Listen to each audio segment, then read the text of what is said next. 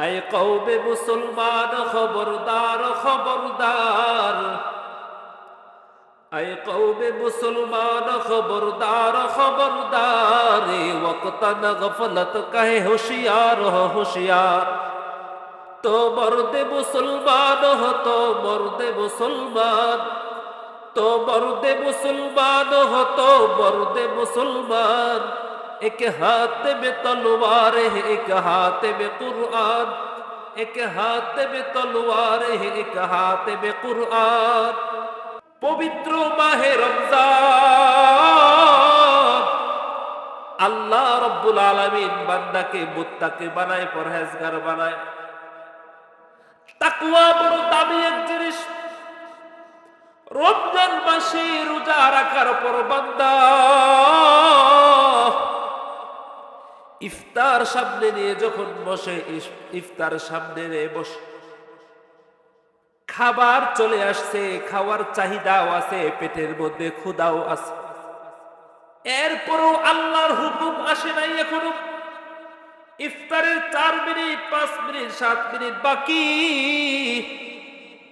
আল্লাহর হুকুম হয় নাই। বান্দা খাবার নিয়ে বসে আছে, হাতে মাখাইতেছে, তারপরও ভিতরে দেয় না, তারপরও খাবার গ্রহণ করে না। আসমানের মালিক ডাক দেয়া বলেন, বান্দা এটাই তো তাকওয়া। খাবার আছে, খাবার সুযোগ আছে, এরপরও খাবার গ্রহণ করো না, আমি আল্লাহ তোমার গুনাহ মাফ করে দিলাম। এই মাসের 5টি বৈশিষ্ট্য আছে। রমজান মাসের বৈশিষ্ট্য হলো 5টি। আসমানের মালিক, জমিনের মালিক, জান্নাতের মালিক, জাহান্নামের মালিক, 5টি বৈশিষ্ট্য বর্ণনা করেছে। আমরা যেই মাসে আছি, এই মাসের গুণ 5টি। 5টি বৈশিষ্ট্যের মধ্যে প্রথম নাম্বার বৈশিষ্ট্য হলো, এই রমজান মাসের দাম কেন হয়? এই রমজান মাসের দাম বৃদ্ধি পাওয়ার কারণ হলো, এই রমজান মাসে আল্লাহর পবিত্র কুরআন নাজিল করেছে। সুবহানাল্লাহ। তো 2 নাম্বার বৈশিষ্ট্য হলো, রমজান মাসে শয়তান জিনদেরকে শৃঙ্খলাবদ্ধ করা হয়। 3 নাম্বার বৈশিষ্ট্য, জাহান্নামের দরজাগুলা বন্ধ করে দেওয়া হয় রমজান মাস। সুবহানাল্লাহ। জাহান্নামের দরজাগুলা বন্ধ করে দেওয়া হয়, এবং একটা দরজাও রমজানে খোলা হয় না। 4 নাম্বার বৈশিষ্ট্য রমজান মাসের হলো, জান্নাতের দরজা সাথে সাথে, রমজান আসার সাথে সাথে দরজাগুলো খুলে দেওয়া হয়। জান্নাতের দরজা খোলা, সবগুলা খুলে দেওয়া হয়, একটি দরজা আর বন্ধ করা হয় না। এই মাসে ঘোষণাকারী ঘোষণা করতে থাকেন, হে কল্যাণকামী মানুষ, আসো, কল্যাণ যদি চাও তাহলে তোমরা এদিকে আসো। এই মাসে জাহান্নাম থেকে মুক্ত করা হয়। জাহান্নামী মানুষগুলা রমজানের অপেক্ষায় থাকে, কখন রমজান আসবে। রমজান আসলে পর্যায়ক্রমে পর্যায়ক্রমে জাহান্নাম থেকে মুক্তি দিয়ে জান্নাতের ফয়সালা করে দেন আল্লাহ। আমার ভাইরা, তাহলে রমজান মাসের গুরুত্ব আমাদের দিতে হবে। রমজান মাস আসলে আমরা যদি গুণী ইমানদার হতে না পারি, গুণী ইমানদার যদি আমরা হতে না পারি, তাহলে রমজান মাস আসলো, রমজান মাস গেল, আমি কিছুই অর্জন করতে পারলাম না। আল্লাহ রাসূল সাল্লাল্লাহু আলাইহি ওয়াসাল্লাম এই সমস্ত মানুষদের জন্য বদদোয়া করেছে, বলেন নাউজুবিল্লাহ। আমার ভাইরা, পবিত্র রমজান উপলক্ষে এমন আমল করা দরকার, যে আমলের বিনিময়ে আল্লাহ আমাদেরকে দুনিয়া এবং আখিরাতে সম্মান দান করবেন। এমন আমল আমাদের করা দরকার, যে আমলের কারণে মহান আল্লাহ দুনিয়ার বিপদ আপদ থেকে আমাকে আল্লাহ উদ্ধার করে দিবেন। দোয়ায় মানুষের ভাগ্য পরিবর্তন হয়। রমজান মাস আসছে, রমজানে আপনি রোজা রেখেছেন, আবার হাতে তাসবিহ আছে, বুকের পকেটের মধ্যে একটা মেসওয়াক আছে, আপনাকে দেখলেই আপনাকে মুসলমান মনে হবে, দেখলেই আপনাকে নামাজি মনে হবে। মুখে দাড়ি আছে, মাথায় টুপি আছে, পরনে পাঞ্জাবি আছে, দেখলেই আপনাকে নামাজি মনে হয়। অথচ আপনার ভিতরের মধ্যে যদি নিয়ত থাকে এরকম যে আমার উদ্দেশ্য আমি নামাজ পড়বো, মানুষ আমাকে নামাজি বলবে, মানুষ আমাকে বাহবা দিবে, তাহলে মনে রাখবেন কিয়ামত পর্যন্ত নামাজ পড়লে 1 রাকাত নামাজের সওয়াব আল্লাহ আপনাকে দিবে না। নাউজুবিল্লাহ। আলহামদুলিল্লাহিল আকরাম الذي خلق الإنسان وكرم وعلمه من البيان ما لم يعلم فسبحان الذي لا يحصى امتداده باللسانه ولا بالقلم ونشهد أن لا إله إلا الله وحده لا شريك له لا خالق إلا الله ولا مالك إلا الله ولا رازق إلا الله ونشهد أن سيدنا وسندنا وحبيب ربنا ومحبوبنا ومعشوقنا ومولانا محمدا عبده ورسوله أرسله بالحق بشيرا ونذيرا وداعيا إلى الله بإذنه وسراجا منيرا أما بعد فأعوذ بالله من الشيطان الرجيم بسم الله الرحمن الرحيم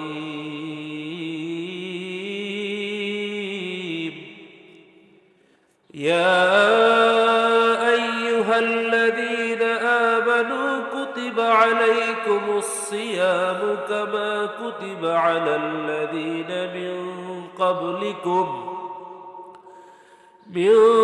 قبلكم لعلكم تتقون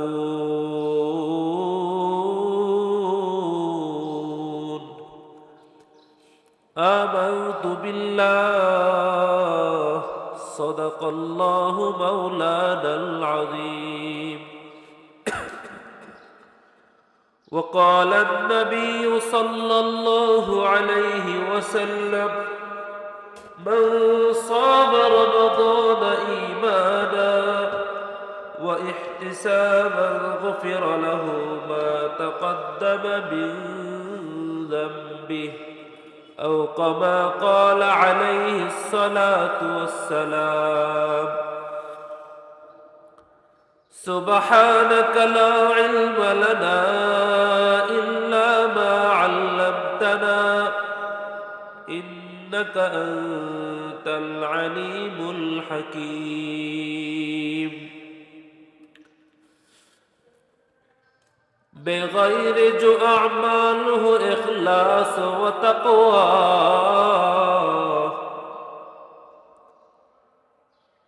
بغير أعماله إخلاص وتقوى برباد تیرے زندگی آئے ہوش نظرمان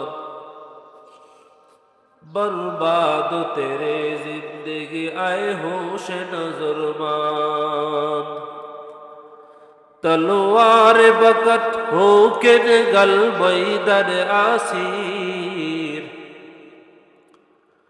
तलवार बकत हो के गल मैदान आसीर दुश्मन के मुकाबिल तू लगा नारे तकबीर दुश्मन के मुकाबिल तू लगा नारे तकबीर अल्हम्दुलिल्लाह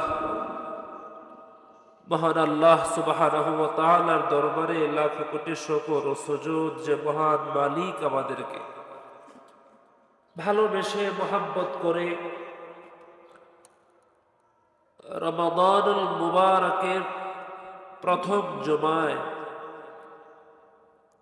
আমাদেরকে আল্লাহ তাআলার ঘরে সুস্থ অবস্থায় নিয়ে এসেছেন ইবাদতের উদ্দেশ্যে। মহান মুনিবের দরবারে আমরা শুকরগুজারি করি, আল্লাহ আমাদেরকে সুস্থ অবস্থায় যে মসজিদে নিয়ে এসে ইবাদতের সুযোগটুকু করে দিলেন, তার জন্য দিল উজাড় করে দিল থেকেই শুকর আদায় করি আলহামদুলিল্লাহ।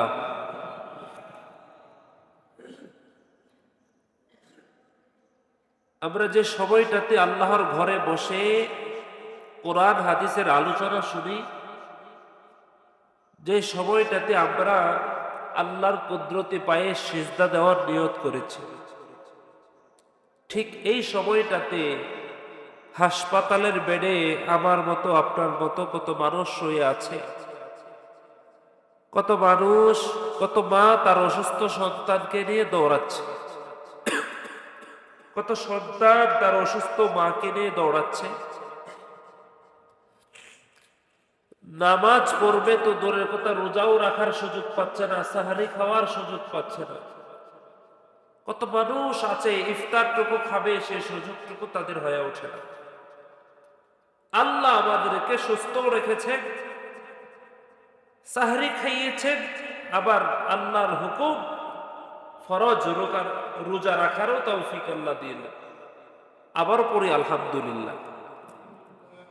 মুহতারাম হাজিরিন, আমি আপনাদের সামনে একটি আয়াতে কারিমা পাঠ করেছি, সাথে রাসূলুল্লাহ সাল্লাল্লাহু আলাইহি ওয়াসাল্লামের হাদিস থেকে একখানা হাদিস পাঠ করলাম। এর আলোকে অল্প সময় কিছু কথা বলবো। ওমা তাওফিকি ইল্লা বিল্লাহ। বাংলাদেশের মধ্যে পরিচিত সকলের কাছে প্রসিদ্ধ মশহুর এক মসজিদের নাম হলো টাঙ্গাইল গোপালপুর 201 গম্বুজ মসজিদ। আপনারা এই এলাকার মানুষ, আমরা দূরের মানুষ। আমি বলতেছিলাম আজকে আব্দুল হান্নান সাহেবকে, আপনারা আপনার ভাই সহ আপনারা আল্লাহর ঘর নির্মাণ করলেন। আপনারা কি জানেন দেশের আনাজ কানাজ থেকে গ্রামের প্রত্যন্ত অঞ্চলের মানুষগুলাও যারা শুনে এই মসজিদের কথা, যারা দেখে এই মসজিদের কথা, তারা এই ফ্যামিলির জন্য দোয়া করে যে কোন মানুষটা নাজারি করলো, আল্লাহ তাকে ভালো করুন। মানুষ দোয়া করে। জীবনে টাকা পয়সা সম্পদ থাকার পরে এরকম অর্জন করতে পারাটা হলো জীবনের সফলতা। কি বলেন? আল্লাহ তাআলা এই মসজিদকে কবুল করুন, সবাই বলি আমিন। আমি যে আয়াতে কারিমা পাঠ করেছি, এই আয়াতের মধ্যে আল্লাহ তাআলা আমাদেরকে বলে, দুনিয়ার মানুষ শুনো, তোমাদের উপরে আমি রমজানের রোজা ফরজ করেছি। বলুন তো দেখি, আমাদের উপর রমজানের রোজা কি করা হয়েছে? সুন্নত না ফরজ? নফল না ফরজ? ফরজ। ফরজ করা হয়েছে। আপনারা বলতে পারেন বা আমরা বলতে পারি, আল্লাহ আমাদের উপরেই কেন রোজা ফরজ করলাম? এটা তো কষ্টের এক জিনিস, সারাদিন না খেয়ে থাকতে হবে। যাদের পান খাওয়ার অভ্যাস আছে, বেশি সময় তো আর পান ছাড়া থাকতে পারে না। কি বলেন? আপনাদের এদিকে মানুষ পান খায়, চা খায়। চা খাওয়ার অভ্যাস যারা আছে, খুব লম্বা সময় তারা চা না খেয়ে থাকতে পারে না। কিন্তু রমজান মাস আল্লাহ তাআলা এমন এক নিয়ামত দান করে, রমজানে এমন এক রহমত বর্ষণ করে বান্দার উপর, যে সাহরির পর থেকে ফজরের আগ থেকে ইফতার অর্থাৎ মাগরিব পর্যন্ত সময়টুকু যায়, চা খাওয়ার বিন্দু পরিমাণ নেশা তার মধ্যে ওঠে না।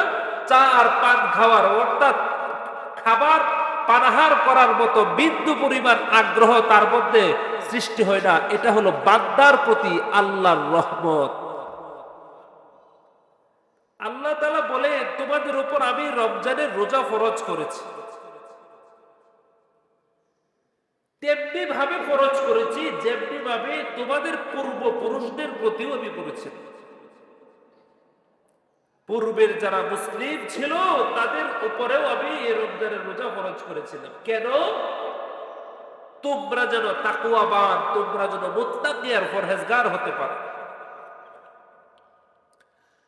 এখন এ কথাও বলতে পারেন, হুজুর রোজায় আবার মুত্তাকি বানাবে কেমনে, রমজানে রোজা আবার পরহেজগারি করবে কেমনে? দেখুন একটা বিষয়, আমরা যখন গোসল করতে পুকুরে যাই তখন আমাদের সাথে অনেক সময় মানুষ থাকে, অনেক সময় একা পুকুরে যায়, ঠিক না? তো মানুষ থাকে পানির উপরে, যতক্ষণ থাকি এতক্ষণ।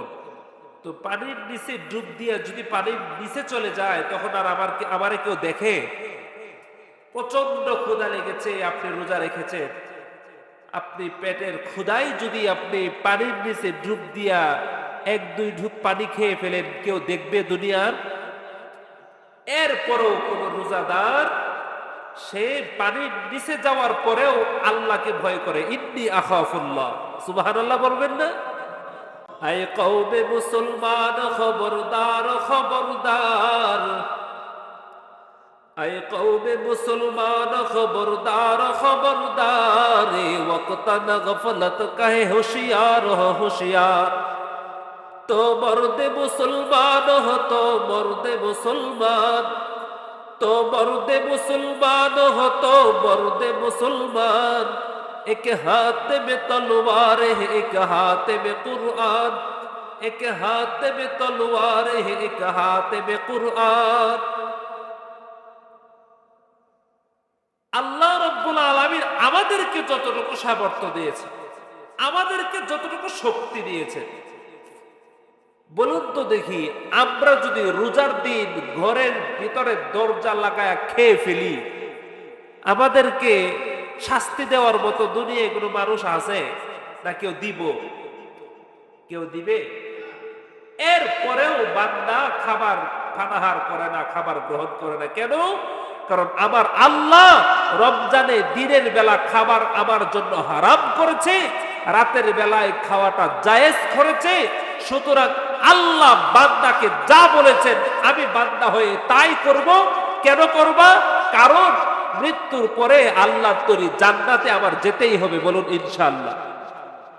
আমার ভাইরা, তাহলে রমজান মাস চলে আসলো, পবিত্র মাহে রমজান। আল্লাহ রাব্বুল আলামিন বান্দাকে মুত্তাকি বানায়, পরহেজগার বানায়।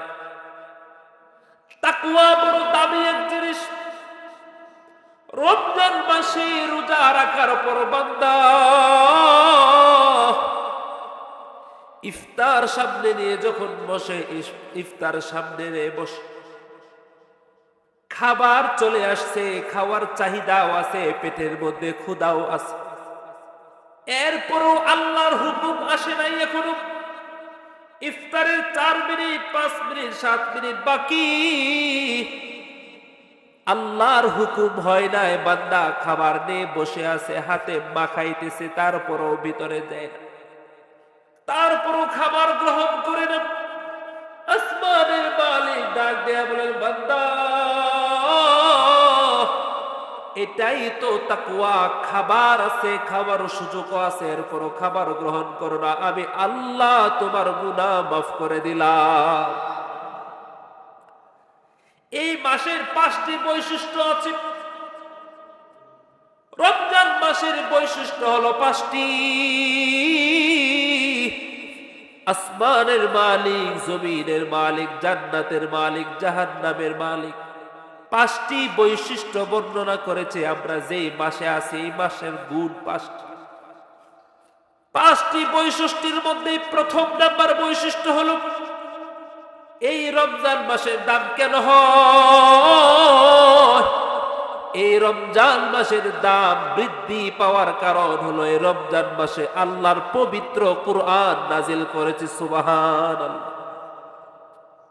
এই রমজান মাসে কুরআন নাজিল করেছে, এজন্য কুরআনের বরকতে রমজান মাসটির দাম আল্লাহ বৃদ্ধি করে দিয়েছে। যে রাত্রিতে কুরআন নাজিল করেছেন সেই রাত্রের দাম আল্লাহ বৃদ্ধি করে দিয়েছে। শুধু তাই না, এই কুরআন যে ব্যক্তি তার সিনায় ধারণ করবে, কুরআনের বরকতে ব্যক্তির বড়ির দাম আল্লাহ বৃদ্ধি করে দেবে। কথা বুঝছে? আমার বাড়ি নেত্রকোনা, আমার কি এমন জিনিস আছে যে জিনিসটার জন্য এত দূর থেকে আপনাদের এলাকায় এনে মসজিদের মিম্বারে আমাকে বসাতে হবে? আমার মধ্যে যদি কোরআন না থাকতো, কোরআনের এলেম যদি আমার মধ্যে না থাকতো, তাহলে আমাকে চিনতেন আপনারা? কি বলেন মুরব্বী বাবারা? ঘটনা কোথায়? কুরআন। গ্রামের মুরব্বী সহজ সরল মানুষগুলা কিছুই বুঝে না, কিছুই পড়তে পারে না। আমরা বুজুর্গদের জীবনে পড়ছি এরকম, থাকতে দুনিয়ায় থাকাকালীন কোরআন পড়তে পারে নাই, কোরআন আরবি পড়তে পারে নাই বাঙালি হওয়ার কারণে। কিন্তু কোরআন যে পড়তে পারে নাই এই আফসোসে তার চোখ দিয়া নিয়মিত পানি পড়তো, কোরআন শরীফটা ওযু করে ধরতো, পৃষ্ঠা উল্টাইতো, পাতাগুলা হাতে একটু মুছা দিত, আর আফসোস করতো, হায় আমি কেন কোরআনটা পড়লাম না, হায় আমি কেন আল্লাহর কোরআনটা আমি একটু ধারণ করতে পারলাম না। আফসোস করতে করতে মৃত্যুর মুখে ঢলে পড়েছে হাসরের ময়দানে। এই আফসোস করার কারণে আল্লাহ মাফ করে দিয়েছে। রমজান মাস আসলো, আপনার আমার মধ্যে কোরআনের প্রতি, কোরআন শিখার প্রতি আগ্রহ কতটুকু আছে বলুন? এই মাসের একটি বৈশিষ্ট্য হলো এই মাসে আল্লাহ কোরআন নাজিল করেছে। 2 নাম্বার বৈশিষ্ট্য হলো আবু হুরায়রা রাদিয়াল্লাহু তাআলা আনহু থেকে বর্ণিত, তিনি বলেন, বর্ণিত রাসূলুল্লাহ সাল্লাল্লাহু আলাইহি ওয়াসাল্লাম বলেন, এই রমজান মাসে শয়তান ও জিনদেরকে শিকল দিয়ে বেঁধে ফেলা হয়। এই রমজান মাসে শয়তানকে বাঁধা হয়। শয়তান আর ছোটাছুটি করতে পারে না, মানুষকে ধোঁকা দিতে পারে না। শয়তান আর জিন এগুলাকে শৃঙ্খলাবদ্ধ করা হয়। বলতে পারেন, তাহলে হুজুর রমজানেও মানুষ কেন গুনাহ করে, তাহলে শয়তান যেহেতু নাই? এই রমজান মাসে মানুষকে শয়তানে ধোঁকা না দিলেও সে তো অনুসরণ করে শয়তানকে। বাকি 11 মাসের যে একটা ধাক্কা, এটা এই মাসেও চলতেছে। বুঝেন নাই? দুলনা ছিলেন, দুলনা ছোট বাচ্চাদেরকে যে শোয়া মায়েরা যে ধাক্কা দেয়, এগুলো আপনাদেরকে কি বলা হয়? দুলনা। এই দুলনার মধ্যে একটা ধাক্কা দিলে কিন্তু পরে অটোমেটিকলি সে চলতেই থাকে।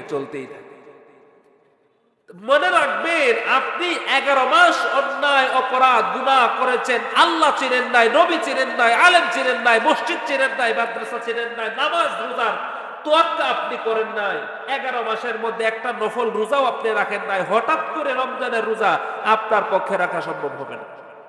আপনার কাছে এটা পাহাড়ের মতো একটা উঁচু একটা বিষয় মনে হবে, কঠিন মনে হবে।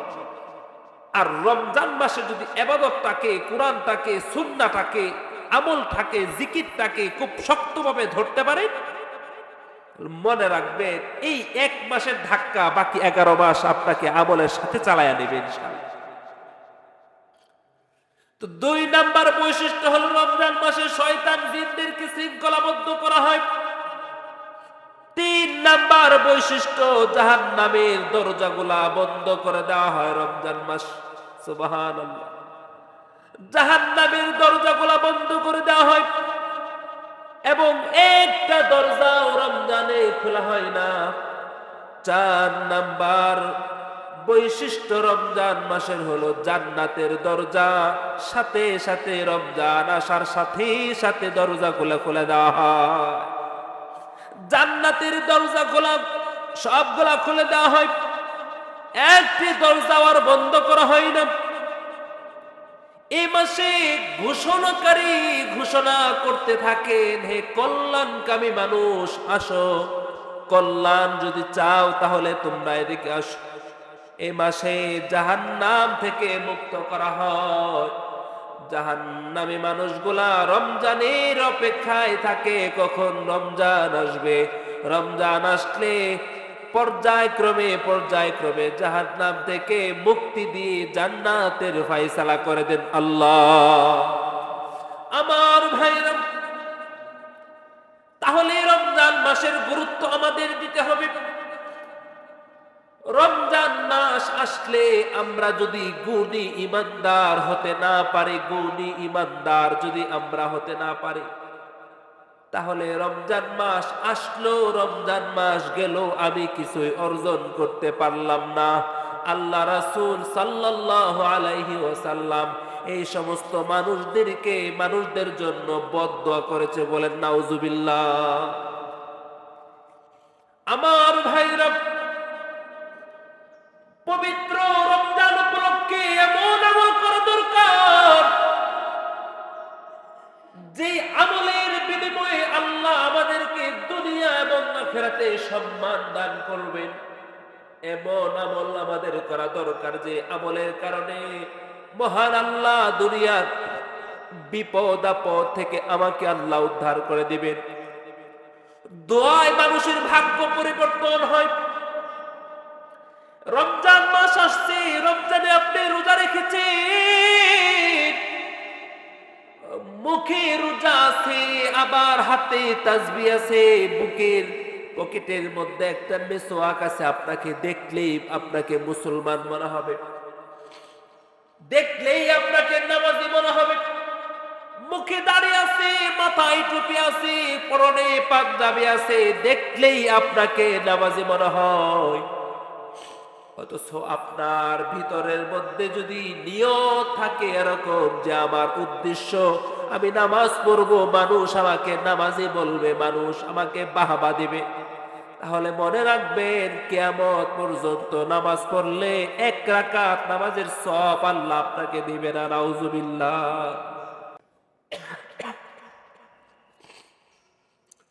তাহলে আমাদের করণীয় কি? রমজানের সাহরি খাইলাম, আমরা রোজা রাখলাম, আমাদের করণীয় হলো রমজান মাসে রোজা আসছে, আল্লাহ বলেছেন বান্দা মুত্তাকি হবে, বান্দা তাকওয়া অর্জন করে মুত্তাকি হবে।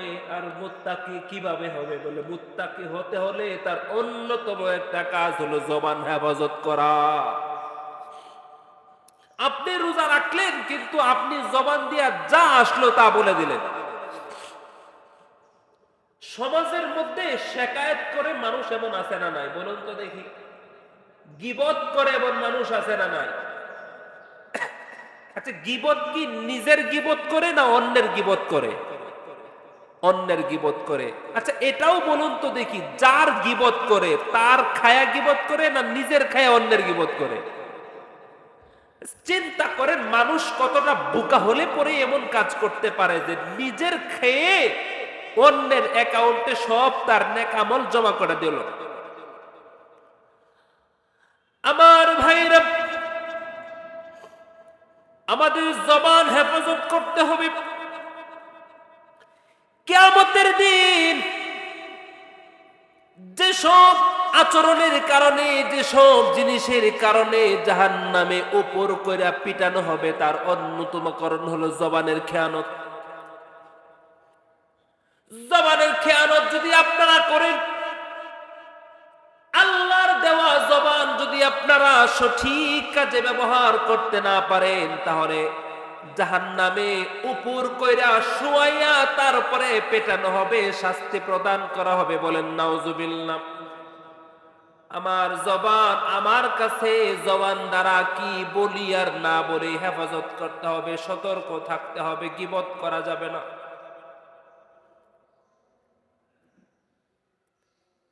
আল গীবাতু বিল কলব, আল গীবাতু বিল লিসান, আল গীবাতু বিল ইশারা।